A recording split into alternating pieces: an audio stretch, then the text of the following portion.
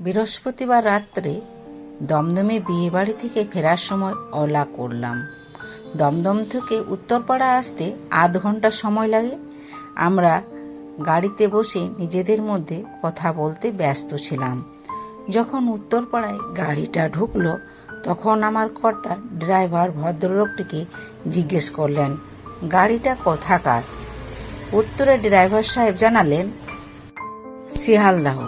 তারপরে আবার যখন তাকে জিজ্ঞেস করা হলো দিনে কতবার ট্রিপ করতে হয়, উনি বললেন 8 থেকে 10টা, কিন্তু আমি মাসে একদিনেই গাড়ি চালাই।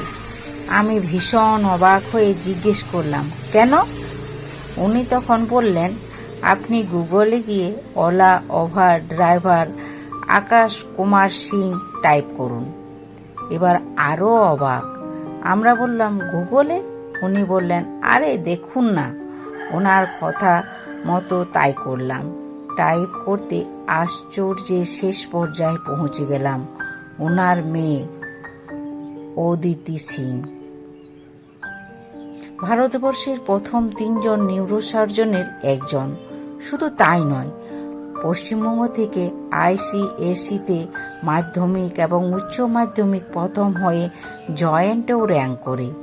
এরপরে মেডিকেল পড়ে স্কলারশিপ FRCS করে লন্ডন থেকে। এরপরে AIIMS-এ নিউরোসার্জন হয়ে জয়েন করে বর্তমানে লন্ডনেই থাকে। বছরে একবার 1 মাসের জন্য দিল্লি AIIMS-এ আসেন ক্রিটিক্যাল কেস সলভ করতে।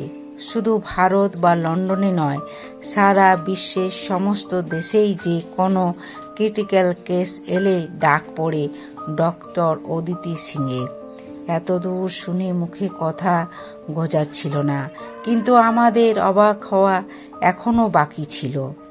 এতক্ষণে গল্প শুনে মনে হতেই পারে এ তো ফি বছর মাধ্যমিক রেজাল্ট বেরুলে কত এমন গল্প বেরোয় টিভি আর পেপারে, কিন্তু না, এই গল্প একটু আলাদা।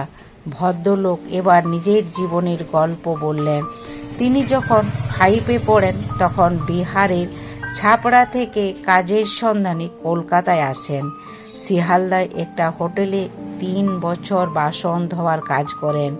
এই কাজ করে কিছু পয়সা জমিয়ে আবার স্কুলে ভর্তি হন। মাধ্যমিক ও উচ্চ মাধ্যমিক পাশ করেন, কিন্তু এভাবে হোটেলে কাজ করে পড়ার সময় কমে আসছিল। তাই তিনি ড্রাইভিং শিখে গাড়ি চালাতে শুরু করেন।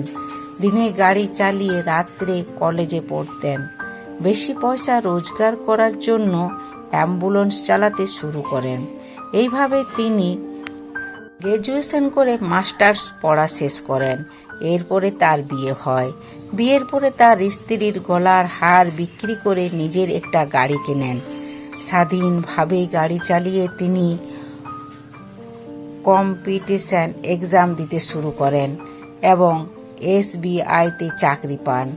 শেষ জীবনে তিনি তখন তিনি ম্যানেজার ছিলেন এবং তিনি বর্তমানে 52,000 টাকা পেনশন পান। এত দূর শুনেই মনে হচ্ছে তো পুরো রূপকথার গল্প বইয়ের পাতা থেকে উঠে এসেছে। না, আসেনি। সে মানুষ, আর সেই জন্যই সে মানুষত্ব ত্যাগ করেনি। এত দূর পড়ে মনে হতেই পারে সে হয়তো তার অতীত জীবনের সংগ্রামে সম্মান করতে এখন মাসে একবার গাড়ি চালায়, কিন্তু না, ওখানেই চমক। তিনি মাসে একদিন গাড়ি চালিয়ে যে রোজগার করেন তা দিয়ে তিনি 35টি অন্ধ বাচ্চার সমস্ত দায়িত্ব পালন করেন। এর জন্য তিনি তার মেয়ে এবং তার আরও একটা ছেলে আছে যে কিনা শিকাগোতে থাকে, তাদের থেকে কোনো সাহায্য নেন না। তিনি খুব উজ্জ্বল মুখে বললেন, আমি খাই, ঘুরতে যাই, সব ছেলে মেয়েদের পয়সায়, কিন্তু এই কাজের জন্য আমি কারো থেকে কোনো হেল্প নিই না। এটা আমার একান্ত নিজের কাজ। ওনার সঙ্গে এত কথা বলতে বলতে গাড়ি এসে আমাদের বাড়ির দরজায় থামলো। ওনার সঙ্গে ফটো তুলতে চাইলে উনি হাত জোড় করে মানা করলেন। বহুবার বলার পরে কুণ্ঠিতভাবে দুটি ছবি তুলতে রাজি হলেন। সবাই তো আমরা বেঁচে থাকি, কাজ করি, কিন্তু এমনভাবে কয়জনে ভাবতে পারে একার জন্য বাঁচাটা বাঁচা নয়।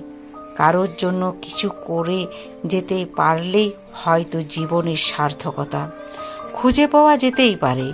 একটা একান্ত আমার ব্যক্তিগত মতামত, এমন হয়তো অনেক মানুষ আছেন যারা কোনো প্রচার বা সমর্থনের জন্য অপেক্ষায় না থেকে নিজের স্বার্থের মধ্যে থেকেই অন্যদের আলোর পথ দেখিয়ে দিয়ে যান। বহু মানুষের অনুপ্রেরণা হয়ে ভালো থাকুন আপনি।